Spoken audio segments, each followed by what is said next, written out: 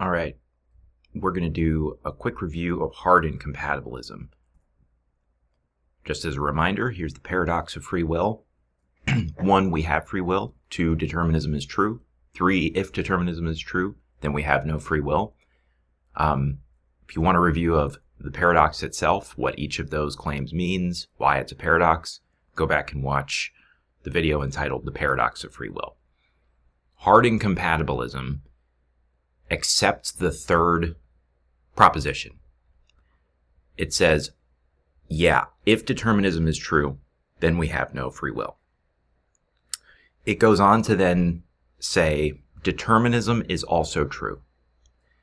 And it follows from 2 and 3 that we have no free will.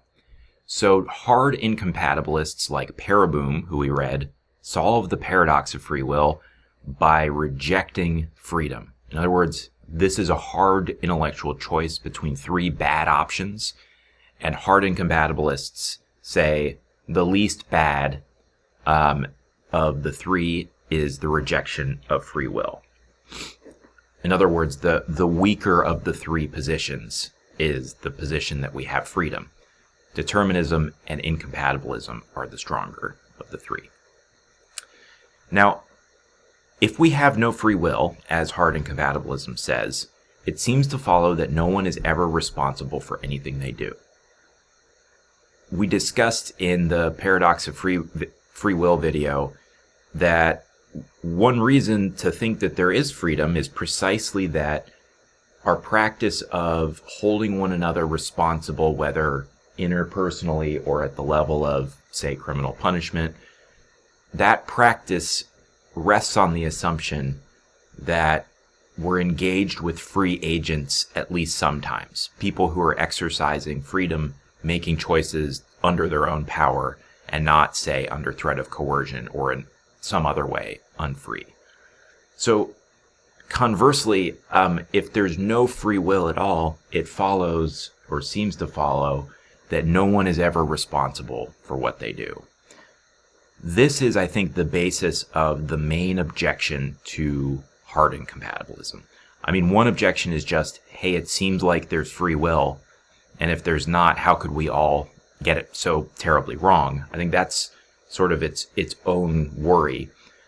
One that I think is maybe worth taking more seriously than that concern is the more practical concern, which is, what would happen if we all believed hard incompatibilism? And so we all realized, I guess neither I nor anyone else is ever responsible for anything they do.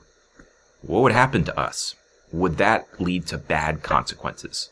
Specifically, would that lead us to treat one another differently in ways that would be harmful overall?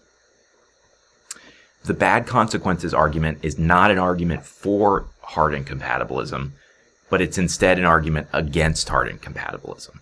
So we haven't actually looked at an argument for hard incompatibilism.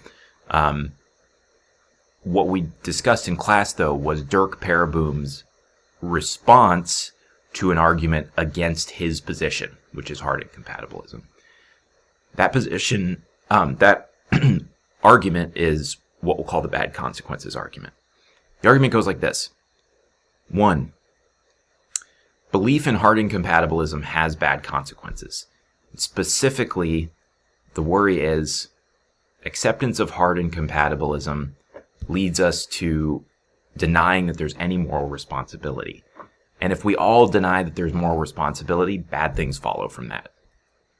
That's the first premise. The second premise says this: we should not hold beliefs that have bad consequences. Whether or not that second premise is true is itself a question of the ethics of belief, which we talked about in a previous unit. For that reason, I'm going to set aside the assumption that we shouldn't hold beliefs that have bad consequences. Perfectly acceptable to doubt that premise. But so that we can keep this in the free will domain, the focus in class and the focus in this video will be on the first premise. If those 2 premises are true, though, if it's true that belief in hard incompatibilism does have these bad consequences, which we'll spell out in a second, and it's also true that we shouldn't believe things that have bad consequences, then it follows that we shouldn't believe hard incompatibilism. Note, as I did in class, that this falls a little bit short of the conclusion that hard incompatibilism is false. The conclusion is instead that we shouldn't believe it. So interestingly, the bad consequence argument doesn't actually speak directly to the actual truth or falsity of hard incompatibilism. It says, I don't know if it's true or false, but no one should believe it. And that in some ways is practically just as good as convincing everybody that it's false. This first premise tells us that there are all these bad consequences of denying moral responsibility. Well, what are these bad consequences? We talked about 3. Paraboom talks about these and then a couple of others in the piece. And there's one of them that we spent the most time on. So here are the 3 alleged bad consequences. 1, the belief that nothing is morally right or wrong. The thought is that if we all deny that anyone's responsible for what they do, that will commit us, if we're thinking rationally, to another conclusion, which is that I guess no action is morally right and no action is morally wrong. Why is that supposed to be a bad consequence? Well, the thought is if everybody decided that there's no more right and wrong, it would be a free-for-all. That's the worry, right? Like society would collapse. It would be raining cats and dogs, that kind of thing. It just would be like an apocalypse, essentially. We would have like the purge because everyone would just be out for themselves all the time. That would be a bad society, I think, is the thought. 2, if no one is morally responsible and we all believe that, then we could no longer justify continuing the practice of criminal punishment.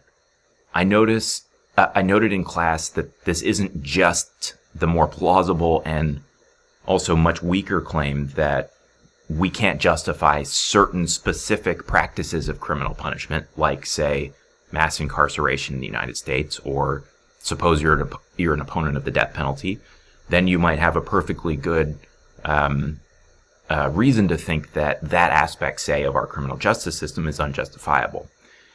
Those are interesting debates and good ones to have. But even those who think that our criminal justice system requires radical overhaul tend to think that there would be some more just criminal justice system that would replace it. I mean, that would be part of the goal of overhauling and reforming it, is to replace it with something better. The worry is that if no one's responsible for anything they do, then no form of criminal justice system, no form of accountability for breaking of laws of any kind could possibly be justified. And that's bad because it means that if we're going to be consistent, we literally do have to do nothing to punish even the most violent and dangerous of crimes, which would be bad for society. The belief, finally, that there is no genuine personal success or accomplishment. We spent less time on this, but the thought is that if we're not responsible for what we do, then even if we could accomplish something, it wouldn't be sort of our own achievement. We wouldn't deserve any praise for it. So why bother trying to achieve? It kind of sucks the meaning and excitement out of life, and would lead, the thought is, to less success and less striving. Not just less, but virtually none. Let's just focus for a minute on the belief that criminal justice is unjustifiable. We'll talk about Paraboom's response. I mentioned his responses to the other 2 in class briefly. You should know those details. They're a little less important, but you should know them. The one I'm going to focus on, because we spent more time on, is the criminal justice claim. So why think that if no one's responsible, then we couldn't justify criminal punishment? As I mentioned, the idea is that punishment for a crime assumes, this is the thought, or requires as a logical matter, that the wrongdoer be judged to be responsible for what they did. And if that's right, then it does follow that if no one's responsible, that it's always wrong to punish anybody, because no one deserves to be punished. Paraboom says this: he says, you may be onto something given one particular theory of punishment. And a theory of punishment gives a very general justification for punishing wrongdoers, especially criminal wrongdoers. A theory of punishment observes that, look, we all agree that sometimes criminal punishment is justified, even in very limited cases, say, and sometimes it's not. The scope of those are debatable, but we all agree that it's not always justifiable to punish somebody. And the question is, what makes the difference between the cases where criminal punishment is justified and those when it's not? A theory of punishment tells us an answer to that question. It says, here in general is when and why it is appropriate to punish lawbreakers. We mentioned 4 theories of punishment in class. You should know all 4 of them, but the most important and the ones we spent most time on are the Retributivist Theory of Punishment, or Retributivism, and the Contagion Theory of Punishment. Paraboom says, listen, if retributivism is our only justification for punishing criminal wrongdoers, then it certainly does or would follow that no criminal punishment could ever be justified if hard incompatibilism is true. But there are other perfectly good, and so he thinks defensible, theories or justifications for criminal punishment that are not retributivist theories. So in the end, although he does make a concession to his opponent and says, look, if retributivism is true, you're right. But retributivism is, 1, he thinks, not a good justification for criminal punishment, and 2, not the only good justification for criminal punishment. There are other, according to him, better justifications. And those justifications are not undermined by the claim that no one's responsible for what they do. Retributivism says criminal punishment is justified basically just because the criminal deserves punishment. When is it okay to lock someone up? Well, when they're responsible for breaking a law, and the law itself, one of the penalties that we've agreed on is locking the person up. Those are the cases when it's justified. If you discover that somebody's on trial and there's a verdict of innocent, then that's when it's not justified. When they don't deserve to be punished because they're not responsible for doing it. Retributivism is the kind of common sense theory, I guess. But again, Paraboom says, yeah, retributivism is completely undermined if hard incompatibilism is true. But the deterrence theory, the moral education theory, and the contagion theory are not at all undermined given hard incompatibilism. I'm just going to mention the contagion theory. This is the one that he settles on as his favorite of the 3. The contagion theory says that criminal punishment is justified because, like quarantine, it prevents a criminal from further harming society. The analogy is with somebody who's contracted through no fault of their own an incredibly deadly disease, infectious disease.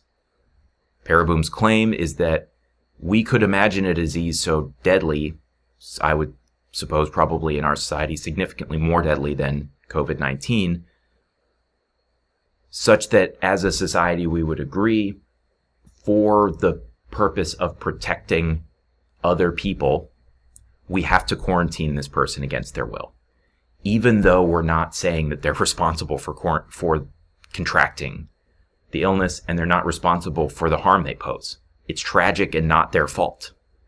Still, we're justified in restraining them and punishing them, so to speak, through quarantine, solely because doing so protects us from that person who, though innocent, nevertheless poses a threat to us.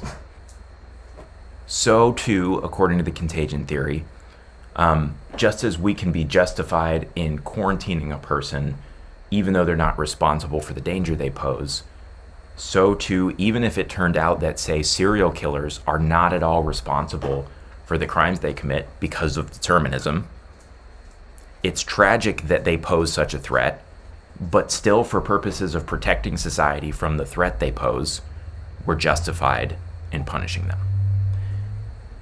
Whether I think the contagion theory, if true, would not just justify some criminal punishment, but also perhaps lead to necessary reforms in the criminal justice system, you might think that this would mean that certain forms of punishment should be off the table. The ones that are... Sorry, my dog's just coughing. Hey, Copper. Yeah, that's great. Sorry about that. The cases of justification of punishment that are justified are just the ones that are that will indeed insulate society or prevent that person from harming society. If the punishment doesn't do that, then it's not justified to quarantine or punish them. So, Paraboom ends up saying that first premise, at least in this specific charge of having the bad consequence of undermining criminal justice, he thinks, no, that's not true. Hard incompatibilism would not undermine criminal justice. It would if retributivism were our only theory, but we've got another theory that isn't undermined. So that's Paraboom's response, and that is a little bit on the bad consequences argument.